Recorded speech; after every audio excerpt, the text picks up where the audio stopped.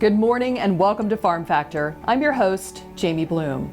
Today, Duane Toews visits with Brian Voss with R2R Solutions, a group committed to empowering farmers, ranchers, and other end users with the tools necessary to make repairs to their equipment. Next up, Greg Akagi brings us the Kansas soybean update. Then Duane Toews talks with Nick Gazer, who explains what the Certified Crop Advisors program is and what it takes to become a certified advisor through their program.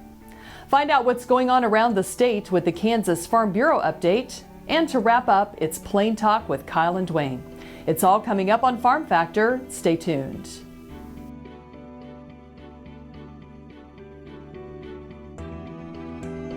Closed captioning brought to you by Ag Promo Source. Together we grow. Learn more at agpromosource.com.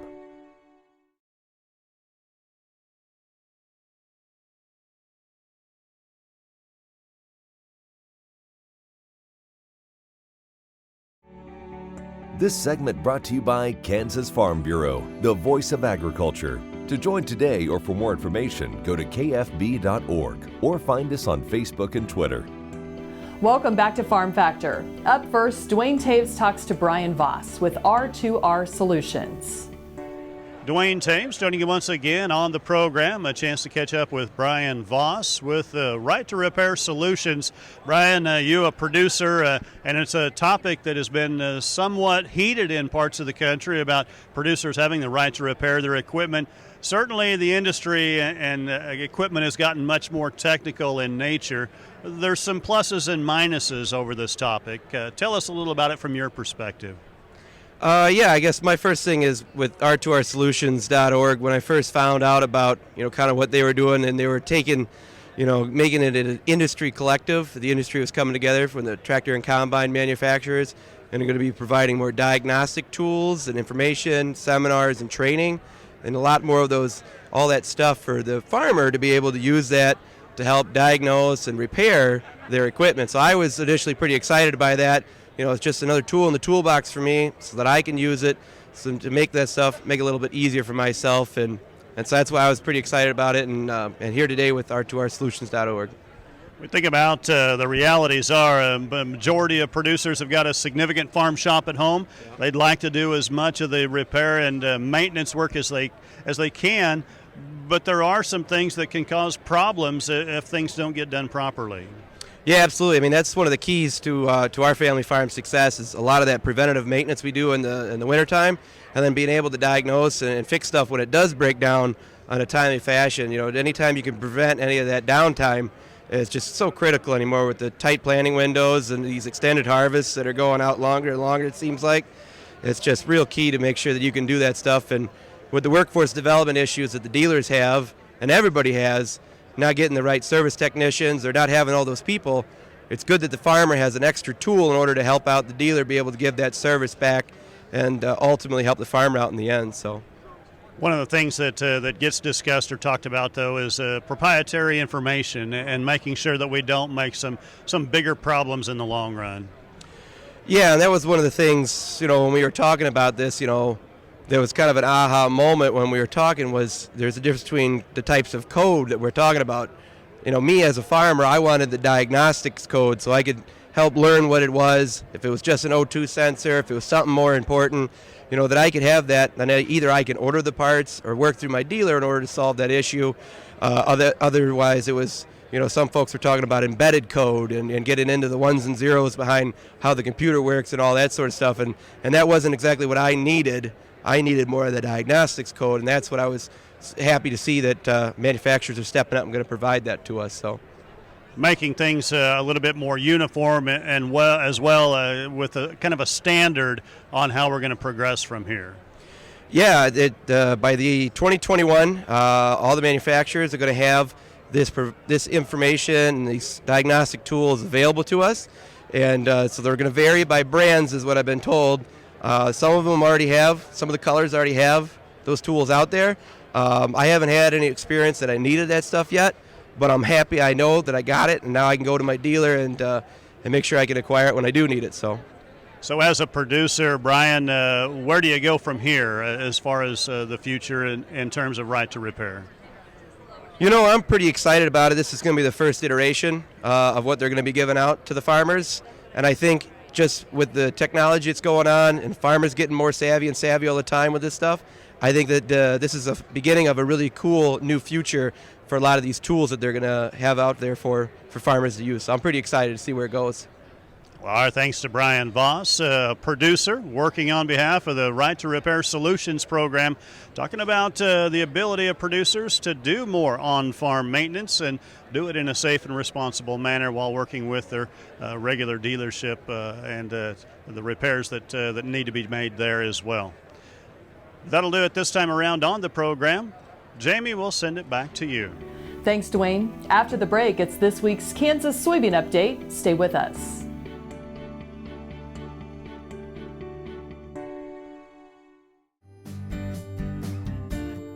Watch Ag AM in Kansas online at agaminkansas.com.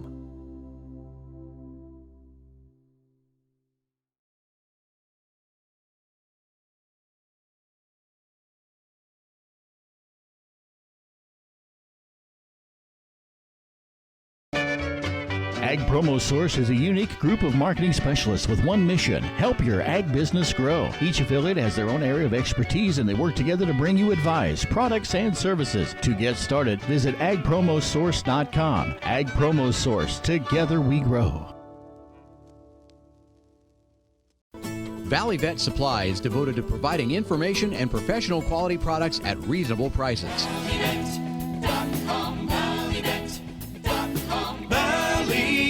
Supply. This segment brought to you by the Kansas Soybean Commission, the Soybean Checkoff, progress powered by Kansas farmers. Welcome back to Farm Factor and the Kansas Soybean Update.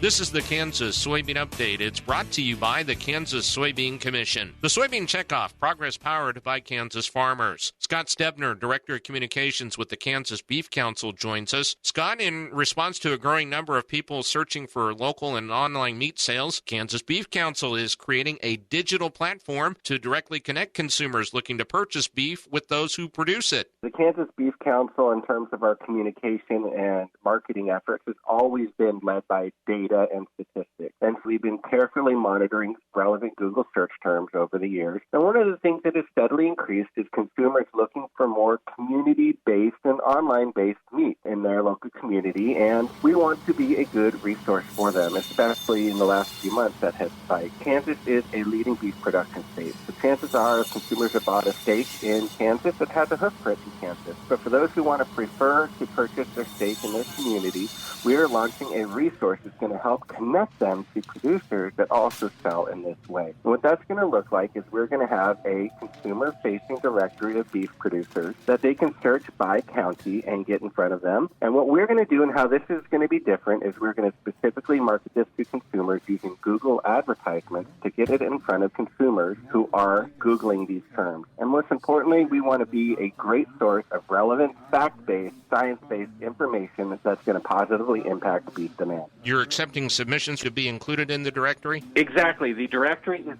free to Kansas beef producers, and we're going to be getting that listing in front of consumers. Now, we know that producers have been selling in this way, and some are starting new in selling this way. But this isn't just a short-term solution. We're going to try to be doing this for the foreseeable future. So whether you're sold out now or planning to sell in the future, go to our website, kansasbeef.org, reporting beef checkoff dollars. You'll see the link, and then from there, you can go and submit to be part of this listing. And Scott, when will the new portal be available? We are accepting submissions for beef producers now, but we want to try to get listings populated into the directory. And what we hope is to get this consumer-facing sometime by the end of June, really right before that July 4th holiday season. 70% of consumers, some statistics say, don't have $1,000 in savings. So purchasing this beef this way, whether it be quarter or half, bundle or whole isn't for everyone. And some people, the grocery store might be best for them. And some people, they've made the decision that they would like to purchase it directly from a beef producer. So either way, we're going to get good information in front of them. That is Scott Stebner, Director of Communications with the Kansas Beef Council, who joins us on the Kansas Soybean Update. It's brought to you by the Kansas Soybean Commission. The Soybean Checkoff, progress powered by Kansas farmers. Learn more at kansassoybeans.org. For Kansas Soybeans, I'm Greg Akagi. Stay tuned after the break. Duane Toews talks with Nick Gazer about becoming a certified crop advisor. Sure Crop Fertilizers was started by my father, Don Sherman, and my mother, Shirley Sherman. Family business that started in the 80s. We predominantly focus on plant nutrients and what we can do to give growers better responses with the fertilizer dollars that they do, and what we can do to make those things work better for the grower. We're based out of Seneca, Kansas. We work with growers in their soil analysis to figure out what they need, and then we can put those in a blend that gives them the best results, and so that we can deliver that direct to their farm so that they have those nutrients where they need them, when they need them, and so that they can apply them in a manner that's very efficient to them and works well in their planting systems and what they're doing. Sure Crop Fertilizers has been around for a long time. We always say we're big enough to take care of everything you need, but we're small enough to do it quickly.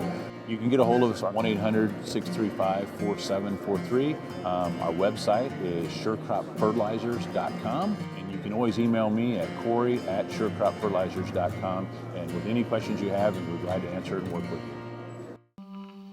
What if U.S. soybean meal were more than a commodity? If seed companies and the soybean checkoff built a better variety? That future is here. The time is now. To meet end-user demands, the Soybean Checkoff is investing in the compositional quality of soybeans, including meal. A message from the Kansas Soybean Commission, the Soybean Checkoff, progress powered by Kansas farmers. This segment brought to you by Sure Crop, liquid crop nutrition delivered right to your farm. We're back, and Duane is now joined by Nick Gazer with Certified Crop Advisors. Duane Toews joining you once again on the program. An opportunity to catch up with Nick Gazer, talking about certified crop advisors. Nick, they've been around for a couple of years now, probably longer than that. It seems like time always flies, so to speak. But tell us about the organization and why it's important. Sure. The Certified Crop Advisor program has been around quite a while, and it's a part of the American Society of Agronomy. And we certify around 13,000 agronomists, not only in the United States, but including Canada as well, and in other looking at an international focus. So we think about certified, when we think about certification as an example, that means something. It's a program that they have to go to and understand that there are requirements to attain that level of a CCA. There are requirements. First, there's a test, a pretty rigorous set of testing that involves learning, having in-depth knowledge of soil health and nutrients, crop production, tillage, different components as it relates to crop production and farming today. And then it doesn't stop there. It continues on with a need for continuing education credits, continuing education through webinars, in-person meetings, conferences, other events like what we're attending here at Commodity Classic as well. So we think about the world of agriculture. Obviously, it's a pretty technical game at this point. And with that, the requirement that we have specialized people that are professionally trained. Definitely. With the increasing pressure in agriculture today, the certified crop advisors can work together to partner with farmers to bring the help understand the latest in technology, help work with evolving or new pest threats, pest pressures on the farm, but also to help in understanding the landscape of sustainability. What does that mean in an era of demands from consumers to look into agricultural supply chains and push for transparency? We talk about that. Obviously, we all look at the environmental footprint that agriculture has. We have a positive story to tell, but only because we stay attuned to the needs of those around us. Absolutely. It's a multi-pronged approach. When we talk about sustainability and the Certified Crop Advisor tests on this and educates on this, we're looking at profits, we're looking at the environmental footprint, and we're looking at the human capital or the social aspects as well, putting them together to make sure that it's a balance. One of the great things about that particular program, when an agricultural producer decides to work with somebody with a CCA, they know that they're getting a trained professional and not opinions. Definitely. It's tested, it's certified, there's a rigorous structure behind it, and that continuous education keeps the certified crop advisors at the top of their game. So talk a little bit about the organization. Obviously, it's a large group of people from across the country. I'm not going to say it's like herding cats, but I guess it probably keeps you busy. Definitely keeps me busy, both on the certified crop advisor side and then with the science societies that are mostly academic members. So it's an interesting bridge between the science that's working with university professors or federal researchers through USDA and connecting them with the certified crop advisors to make sure we have a transfer of that science to the field to help advance agriculture in America. So I got to confess, my background was as an extension agent, and we talked about that all the time. That the university research gets done, but if we don't get it applied to the ground level with producers, we've really lost that link and really lost the opportunity to make those advancements.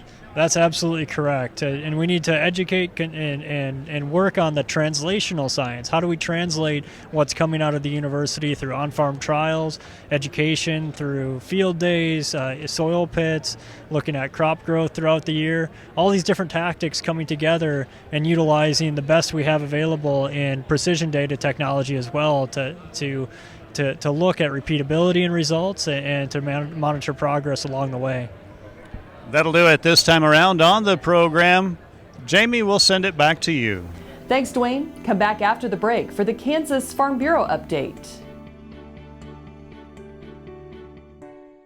At Farm Credit, we partner with America's farmers who work hard each and every day to grow the food that we all enjoy. It's not an easy task, but it's an important one. Farm Credit is proud to work with farmers and ranchers, lending support in rural America.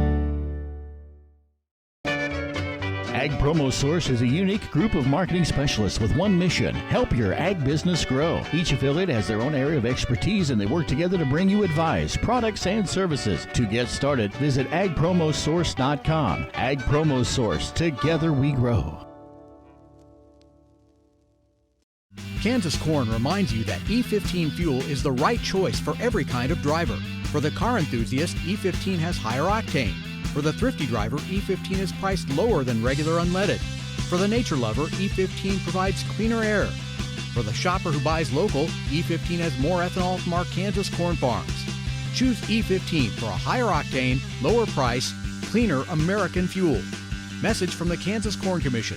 Learn more at kscorn.com.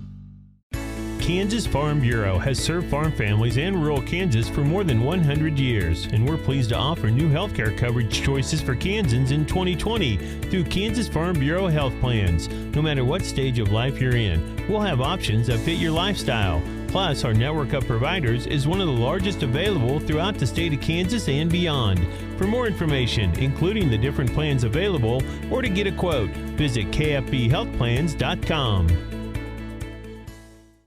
This segment brought to you by Kansas Farm Bureau, the voice of agriculture. To join today or for more information, go to kfb.org or find us on Facebook and Twitter. Welcome back to Farm Factor and the Kansas Farm Bureau update.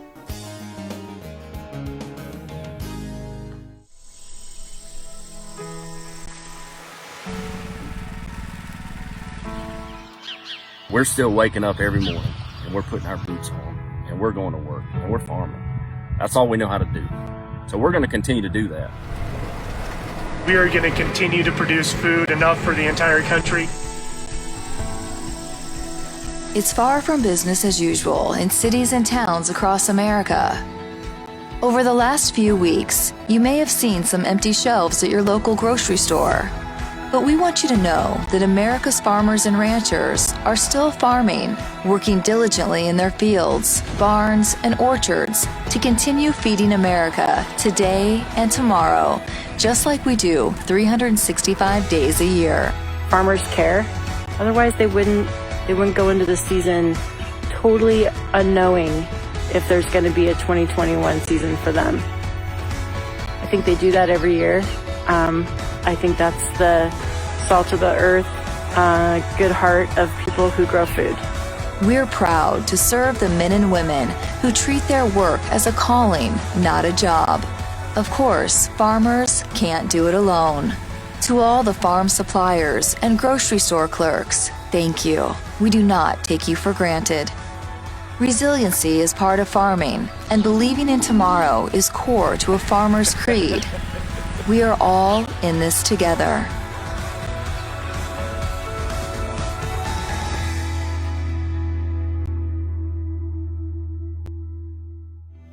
Stay with us. We'll be back after the break with Plain Talk.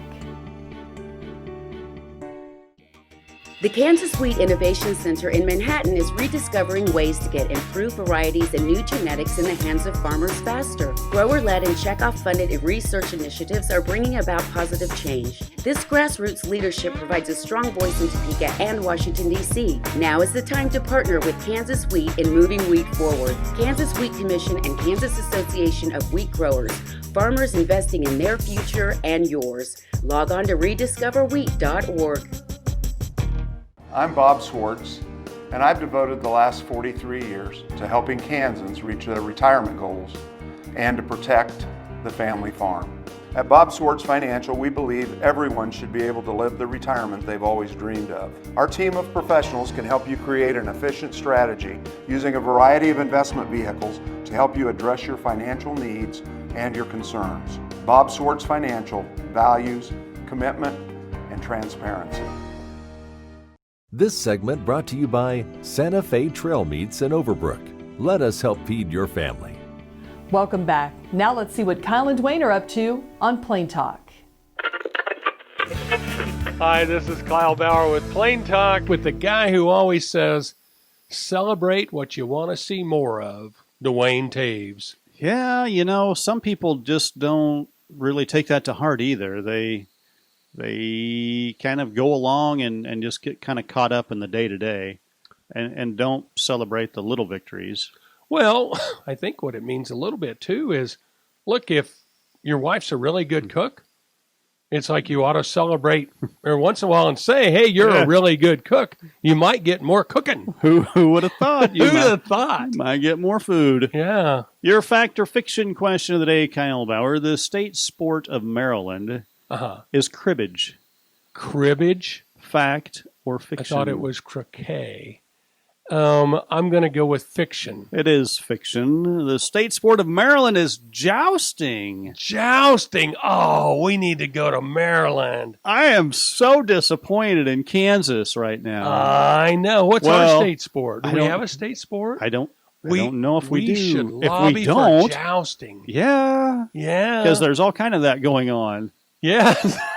Yes. In the legislature, exactly. In the legislature, at least, there's political jousting or riding horses. So, have you ever, in your childhood or young adulthood, did any kind of a thing that was like jousting? Oh, for those who don't know, that would be where two men ride at themselves with horses. Or they're each on a horse and a big pole that they try and knock the other guy off. Yeah, it's not by the way, it's not a metal pole. It's a wooden. It's wooden. Mm-hmm. Ever seen one shatter? Yeah, exactly. It's pretty startling when it happens. Like, how's that guy even stay on the horse and shatter that stick like that? Yeah, I don't know. We got to we were at what's that called up by Kansas City? Renaissance Festival. Renaissance Festival. Okay. That's where I've been at a restaurant once that they did it. Oh, at a restaurant. Well, that's yeah, cool. They have a big arena in the middle. Oh. They serve you Renaissance food. Renaissance food. We were at the Renaissance Festival. We took the kids. We've been a couple of times. I've been once. And they had jousting there. But I am sure, knowing my brothers, that there was probably a time when, baseball bats or brooms or something. I mean, we were on horses all the time when we were kids. Brooms would be a good idea. And most of the time we were bareback, which would be good. Because you wouldn't hold you on the horse too long. Yeah, you come off a lot easier when somebody accosts you with a stick, some kind of object. Well, let's just say that if it's a good idea to use brooms, but if we do brooms, I'm going to get a big old wide push broom. Yeah, you're going to get that floor sweeper. Well, here's the question is do you put the bristly end towards someone or do you put the stick end towards Well, I'm someone? thinking the bristly end. You got a better chance of hitting them. Yeah, but you have a better chance if you have kind of a backswing to it, like it Well, it we're was not polo. playing polo. We're Well, yeah. talking jousting. I honestly would like to play polo sometime with like a broom and a volleyball or something like that. I couldn't Where ever you could hit have that. where you could How have much- success. I could actually have a chance of hitting the ball. Right. And I couldn't hurt anybody too bad with a broom. I think that would be a lot of fun, just getting together on a field of alfalfa with a dozen horses and soccer ball and something to hit it with. Yeah, and maybe a nice afternoon with some adult beverages and good food. What could be more fun? I think that would be a lot more fun than jousting. Thanks for joining us. I'm your host, Jamie Bloom, and I hope you enjoyed today's show. See you next week on Farm Factor.